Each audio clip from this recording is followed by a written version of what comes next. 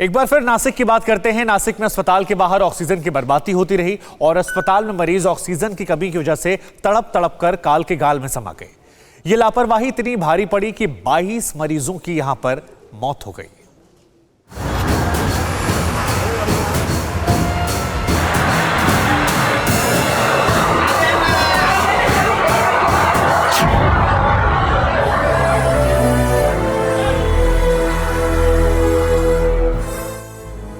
अस्पताल में ऑक्सीजन के रहते हुए भी सांस की आस में मरीजों की मौत।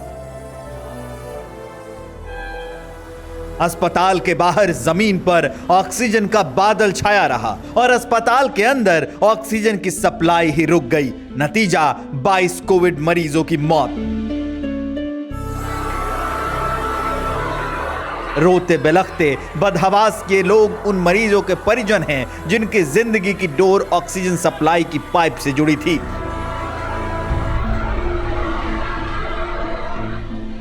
हादसा हुआ और कुछ ही मिनटों में जिंदगी की ये डोर भी टूट गई।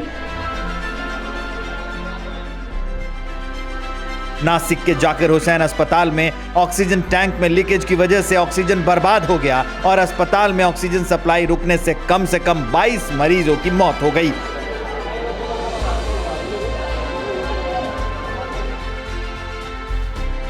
ये मरीज वेंटिलेटर पर थे। जिस वक्त ये हादसा हुआ उस वक्त अस्पताल में 150 से ज्यादा मरीज मौजूद थे।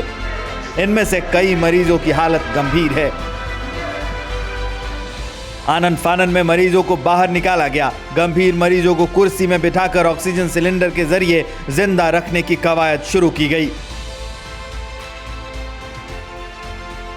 महाराष्ट्र के स्वास्थ्य मंत्री ने हादसे पर दुख जताते हुए कहा कि जिम्मेदार लोगों को छोड़ा नहीं जाएगा।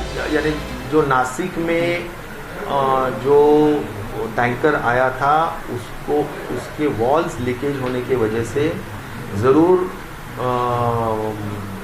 ऑक्सीजन बड़े पैमाने पे लीकेज हुआ। तो इसके बारे में डिटेल में जानकारी लेके हम जरूर प्रेस नोट इसका इशू करेंगे।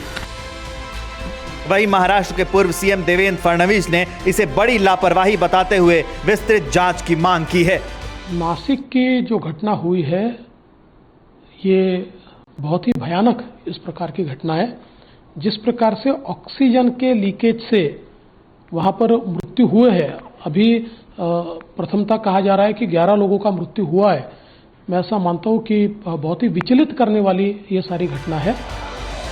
जांच पड़ताल तो जरूर होगी, लेकिन इस लापरवाही की वजह से गई 22 मरीजों की जान वापस नहीं लौटने वाली।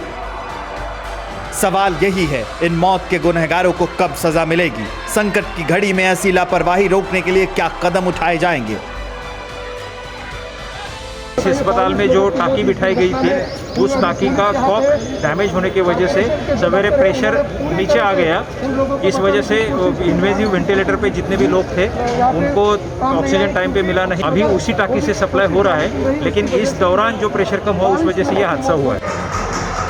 बता दें कि नासिक में इस वक्त 44,000 से ज्यादा एक्टिव केस हैं। अब तक 2,672 लोगों की मौत हो चुकी है। अस्पतालों में कोविड मरीजों की संख्या रोज बढ़ रही है, जिनमें से कई वेंटिलेटर पर हैं। ऐसे में इस तरह की भयानक लापरवाही कोविड मरीजों की जिंदगी पर भारी पड़ सकती है। फिक्र आपकी, सोमवार से शुक्रवार रात 9 बजे सिर्फ TV9 भारतवर्ष पर।